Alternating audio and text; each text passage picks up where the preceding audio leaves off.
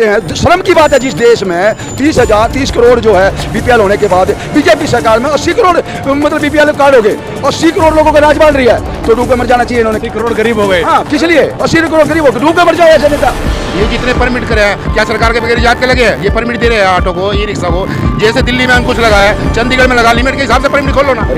ऋषिकेश में परमिट बंद है, दिल्ली में परमिट बंद है, चंडीगढ़ में बंद है, तो ये पानीपत में क्यों बढ़ावा दिया जा रहा है? ये बीजेपी सरकार ने आज तक जो भी फैसले लिए हैं गरीब को उजाड़ने के फैसले लिए हैं। अंदर संविधान के अनुसार मौलिक अधिकार है रोजी रोटी कमा के खाने का, और ये कानून लगा के OD1 लगा के हमारे मौलिक अधिकारों का हनन कर रहे हैं। OD1 इसीलिए लागू किया गया है कि जो लोडिंग के ट्रक हैं, जो ये प्राइवेट कंपनी की बसें आई हैं नई, इनको अब जो आदमी गरीब आदमियों की रोटी छीनेगा उसके लिए तो गुंडा भी हुई, बदमाश भी हुई।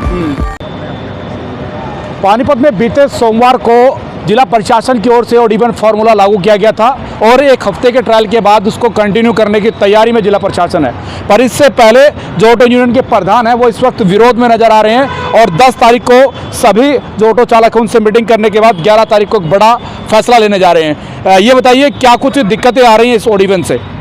ऐसा जी, जो प्रशासन ने ऑटो चालकों के साथ मीटिंग की थी उस मीटिंग में ये फैसला हुआ था कि भाई एक हफ्ते का ट्रायल लेंगे और सभी प्रधान और अधिकारी शनिवार को यहीं मिलेंगे और जो भी उसमें गलतियां रहेंगी जिसके पास कोई असर पड़ेगा उस पर चर्चा करते हुए अगला कदम उठाएंगे। लेकिन प्रशासन ने इसका उल्टा किया। प्रशासन ने आज कल कोई मीटिंग की होगी आपस में जिसको ऑटो वालों को कोई पता नहीं है और उन्होंने ये डिक्लेयर कर दिया कि भाई इस OD1 से जाम से राहत मिली है और इसको कंटिन्यू कर दिया जाए। लेकिन किसी ऑटो चालक से पूछा नहीं गया। दिक्कत क्या है? जाम से राहत तो मिल रही है? नहीं, दिक्कत कोई नहीं मिल रही। पानीपत के अंदर पानीपत के अंदर सिर्फ 1 किलोमीटर में जाम की स्थिति थोड़ी सुधरी है जो जीटी रोड की बात है, बाकी पूरे पानीपत में नूकानू जाम है और जिससे इस OD1 की वजह से पूरे ऑटो चालकों की रोजी रोटी जो है छीनी हुई है। अब गुंडे बदमाशों को फायदा पहुंचाने के लिए OD1 लागू किया गया। OD1 इसीलिए लागू किया गया है कि जो लोडिंग के ट्रक हैं, जो ये प्राइवेट कंपनी की बसें आई हैं नई, इनको अब जो आदमी गरीब आदमियों की रोटी छीनेगा उसके लिए तो गुंडा भी हुई, बदमाश भी हुई, इसमें तो कोई शक नहीं। अब हमारे ऑटो चालक, इसका परिवार, उसके साथ जुड़े और लोग, कम से कम लाखों लोग ऑटो से जुड़े हुए हैं, लाखों लोग ऑटो से जुड़े हुए हैं जिनकी रोजी रोटी चलती है। अब हम प्रशासन से पूछना चाहते हैं जिन लोगों ने, भारत के अंदर संविधान के अनुसार मौलिक अधिकार है रोजी रोटी कमा के खाने का, और ये कानून लगा के OD1 लगा के हमारे मौलिक अधिकारों का हनन कर रहे हैं। तो जनता तो सुखी हो रही है। जनता के सुख के लिए 4 आदमी क्या 10 आदमियों के सुख के लिए 100 आदमी मार दोगे? 100 आदमियों को मार के चंद बाजार वालों के लिए और विज साहब की सिर्फ विज साहब के लिए एक जाम खुलवाने के लिए 50 आदमियों की जान रोटी छीन लोगे? मतलब उनके परिवार को मारो। कई ऑटो चालक तो ये भी कह रहे हैं कि फायदा हो रहा है, सवारियां ज्यादा मिल रही हैं, जाम से राहत भी मिल रही है और बचत भी अधिक हो रही है। इस देश के अंदर 2 धड़ों में देश बटा हुआ आज के दिन, आपको बता दूं मैं, अमीर और गरीब। ये बीजेपी सरकार ने आज तक जो भी फैसले लिए हैं गरीब को उजाड़ने के फैसले लिए हैं। मैंने 19 साल हो गए ऑटो चलाते हुए, पहले भी OD1 ला के देखा हमने, लेकिन सक्सेस नहीं होया। क्यों? अगर इनकी तनख्वाह मान ले ये लाख 2-2 लाख रुपए तनख्वाह ले रहे हैं, अगर कोई इन्हें कहे कि आप आधी तनख्वाह अपनी ले और आधी तनख्वाह जो पब्लिक में बांट के दिखाओ ना, मतलब एक गरीब आदमी जो अपने बच्चों को पालने, अब मैं अपनी कहता हूँ दूसरे की नहीं कहता, मेरे पास 4 बच्चे हैं, 4 बच्चे मेरे पढ़ते हैं, ठीक है, मैं ऑटो के सारे मेरा परिवार चलता है, 11,400 रुपये मेरी ऑटो की किस्त है। 4 घंटे में दिन में निकलता हूँ 7 बजे, 8 बजे निकला, 1 बजे तक ऑटो चलाई, 4 घंटे मैंने चार्ज लगाने पर लगाई, तो मेरे पास टाइम क्या बच्चा काम करने का?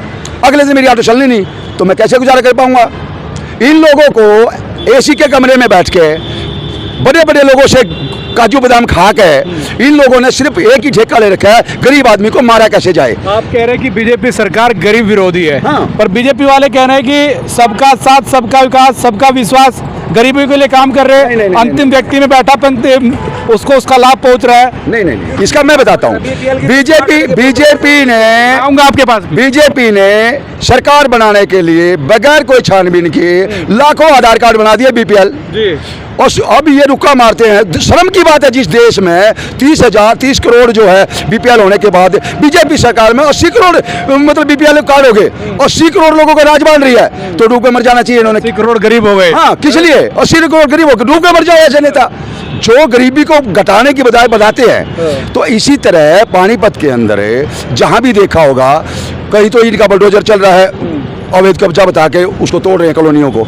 मैं इनसे पूछना चाहता हूं कि जो कॉलोनी कटती है, जब ये रजिस्ट्री होती हैं, कौन करता है? बाहर का आदमी आता है, इन्हीं के लोग रजिस्ट्री करवाते हैं, इन्हीं के लोग कॉलोनियां कटवाते हैं, मोटी मोटी कमीशन लेके करते हैं। फिर जब एक आदमी गरीब आदमी पैसा लगा के घर बना लेता है तो ये तोड़ने पहुंच जाते हैं। सब मिले हुए हैं, सब मिले हुए, सबके सब, सबका सब बस्ट गोल है। नेता, देश का नेता और अधिकारी, सब कुछ इनके चक्कर में सब मिले हुए हैं। कोई गरीब आदमी का भला नहीं करना चाहता।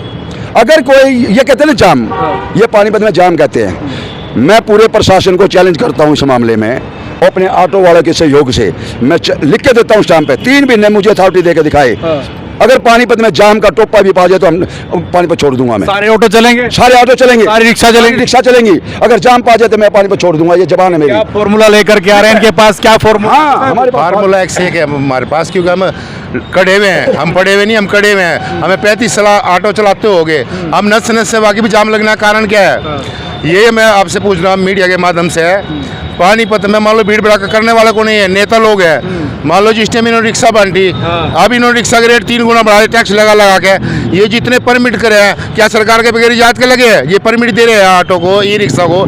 जैसे दिल्ली में अंकुश लगा है, चंडीगढ़ में लगा, लिमिट के हिसाब से परमिट खोल लो ना। ऋषिकेश में बंद है, ऋषिकेश में परमिट बंद है, दिल्ली में परमिट बंद है, चंडीगढ़ में बंद है। तो ये पानीपत में क्यों बढ़ावा दिया जा रहा है? कोई कहीं आता 20,000 रुपये देता है और परमिट ले लेता है और धड़ाके से गाड़ी चलती है। रोड जाम करवाने वाले ये खुद है, जाम लगवाने वाला प्रशासन खुद है, क्योंकि प्रशासन के अंदर कितनी कमी है, अपनी कमी को छुपाते हैं प्रशासन। एक बात तो बता, सवारियाँ तो उतनी है, डबल सवारियाँ बैठेंगी, इनकम तो उतनी होनी है। उस चीज़ से भाई साहब नुकसान है। ये जो अवैध वाहन है उस पर अंकुश प्रशासन का कोई ध्यान नहीं है। हम बार बार कह रहे हैं डीसी साहब को भी और डीएसपी ट्रैफिक को भी बोला है, भाई ट्रैफिक पानीपत में ट्रैफिक पुलिस की बहुत कमी है, उस पर ध्यान नहीं दिया जा रहा। ये भी एक मुलाजिम मान लो केला 8 घंटे तक कैसे खड़ा रहेगा?